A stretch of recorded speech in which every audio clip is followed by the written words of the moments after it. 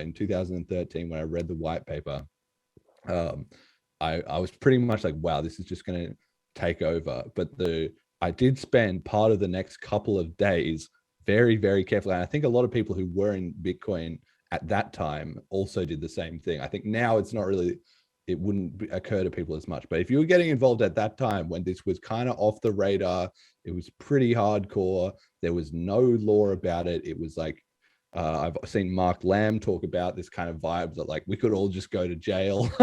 I wasn't particularly as worried about that, but there was sort of an element to it. There was no clarity around the tax situation, like all kinds of stuff, right? It was sort of conceivably, even by that point, it was probably too big for the government to attack it via like mining attacks and stuff like that. That's another incredible part to it, is that the mining industry got built up and flourished before anybody could do anything about it, and the economic incentives. But anyway, so I spent a couple of days thinking, what is the counterattack? What could take this out? And I concluded that there was nothing. But the only reason I concluded that was because it was an open source code base, and because I figured if they figured out a way to stop Bitcoin in some way, that somebody would just fork the code and make a different, more resilient version.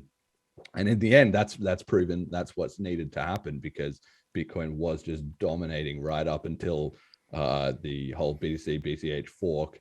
And after that happened, that was when the market is now decentralized into all these currencies. Now it is pretty much like there's no stopping it, because there will be some coin somewhere that will come up with the answer, and they all copy off each other as well. So it's like mutating genetics. As soon as one of them figures out something, any of the others that it's proven success will start adopting it. So I think, like a social, like a globally coordinated government ban could have done it. Now it's too late.